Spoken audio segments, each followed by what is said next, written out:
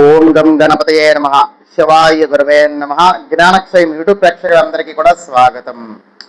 ఇప్పుడు ఆంజనేయ స్వామి వారిని ఎక్కువగా ఆరాధన చేసి పూజ చేస్తే శక్తి లభిస్తుంది అని చెప్పి చెప్పబడుతుంది. శక్తి అంటే ఏమిటండి అంటే ఇది కేవలం శారీరకానికి సంబంధించినటువంటి శక్తి కాదు, మన లోపల ఉండేటువంటి అంతరాత్మకి సంబంధించినటువంటి మనోధైర్యం, మనోవిశ్వాసం, మానసికమైనటువంటి బలము ముఖ్యంగా ఇది. అందుకొరకే ఏదైనా సరే ఒక పనులు ప్రారంభించే ముందు కానీ, ఏదైనా సరే ఒక నిర్ణయం తీసుకునే ముందు కానీ, ఏదైనా సరే జీవితం మలుపు తిరిగేటువంటి ఒక డెసిషన్ కానీ, లేకపోతే ఒక ఇంటర్వ్యూలకి కానీ, ఒక సభలకి మీటింగ్లకి వెళ్ళేటప్పుడు కానీ కొంతమంది పెద్దలు చెబుతూ ఉంటారు, ఆ యొక్క ఆంజనేయ స్వామి వారిని తలుచుకో నీకు శక్తి లభిస్తుంది అని చెప్పి. అంటే ఏమిటి? మనస్ఫూర్తిగా మనకి ఏం మాట్లాడుతున్నామో దానికంటూ ఒక అర్థం ఉండటం, అంటే మంచి సెల్ఫ్ కాన్ఫిడెన్స్ ఉండటం, మనోధైర్యం ఉండటం, మనోవిశ్వాసం ఉండటం, ఈ విధంగా ఆత్మబలం అనేటువంటిది పెరుగుతుందన్నమాట. అందుకు ఆంజనేయ స్వామి వారిని తలుచుకోండి అని అంటారు. ఇప్పుడు ఇదే విషయాలలో కొంతమందికి ఈ యొక్క పరిస్థితి చాలా బలహీనంగా ఉంటుంది. ఎందులో సమయానికి తగ్గట్టుగా సరైనటువంటి నిర్ణయాలు తీసుకోలేకపోవటంలో, సమయానికి తగ్గట్టు సరైనటువంటి నిర్ణయాలు వాళ్ళు తీసుకోలేకపోతారు. వాళ్ళు తీసుకునేటువంటి తప్పుడు నిర్ణయం వలన తర్వాత ఇబ్బందులు పడతారు, కష్టాలు ఎదుర్కోవాల్సి వస్తుంది, డబ్బులు అడ్డులు ఆటంకాలు అన్నీ కూడా కలుగుతుంటాయి. మానసికంగా ప్రశాంతత అనేటువంటిది ఉండదు, విపరీతంగా మానసిక ఒత్తిడికి గురవుతూ ఉంటారు. ఏం చెయ్యాలి, ఇప్పుడు ఏ పని చెయ్యాలి, ఏ నిర్ణయం తీసుకోవాలి, ఇదా అదా ఇటువంటి రకాలైనటువంటి సమస్యలతో ఒత్తిడికి గురవుతూ ఉంటారు. నిర్ణయాలు తీసుకోలేకపోవడం, మైండ్ అనేటువంటిది చాలా కన్ఫ్యూజన్ గా ఉంటుంది.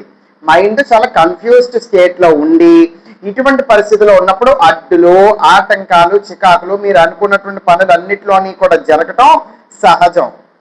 మరి దీని నుంచి బయటపడి అడ్డులు ఆటంకాలన్నీ కూడా తొలగిపోయి ఆత్మవిశ్వాసము, ఆత్మ బలము, మనోధైర్యము కూడా చక్కగా కలిగి ఆ ఆంజనేయ స్వామి వారికి అనుగ్రహం వలన చక్కటి నిర్ణయాలు తీసుకోగలుగుతారు. ఈ విధంగా అన్ని కార్యం అనేటువంటిది విజయం సాధిస్తారు. అనుకున్నటువంటి పనులన్నీ కూడా ముందుకు వెళతాయి. దానికి చాలా సులువైనటువంటి ప్రక్రియ. ఏమీ కూడా నియమ నిష్టలు ఏమీ కూడా దీనికి విధించబడలేదు, ఏమీ అవసరం లేదు. ప్రతిరోజు కూడా ఏ రోజైనా సరే మీరు ప్రారంభించుకోవచ్చు, ఈ రోజు నుంచి అయినా మీరు ప్రారంభించుకోవచ్చు.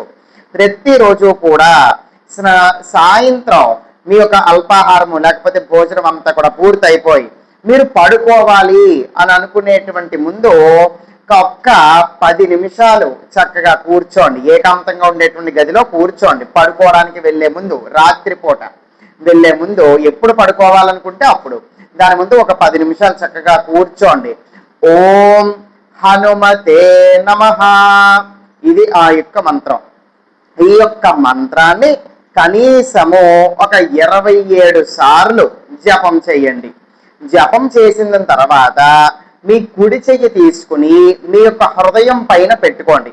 మీ యొక్క కుడి చెయ్యి తీసుకుని హృదయం పైన పెట్టుకోండి. కళ్ళు మూసుకుని ఉండండి. అయితే చక్కగా మీ యొక్క శ్వాస అంటే మీ యొక్క ఊపిరి మీదనే ధ్యాస ఉంచటానికి ప్రయత్నించండి ఒక 2 నిమిషాల పాటు. ఈ విధంగా మీ యొక్క కుడి చెయ్యి తీసి మీకు హృదయం పైన పెట్టుకుని మంత్రం జపం పూర్తయిన తర్వాత 27 సార్లు మంత్ర జపం చేసి అప్పుడు కుడి చెయ్యి మీకు హృదయం పైన పెట్టుకుని మీ యొక్క శ్వాస మీద ఒక 2 నిమిషాలు ధ్యాస ఉంచండి. అప్పుడు దాని తర్వాత తీసేసి మెల్లగా కళ్ళు తెరవండి, చక్కగా వెళ్ళి పడుకోండి.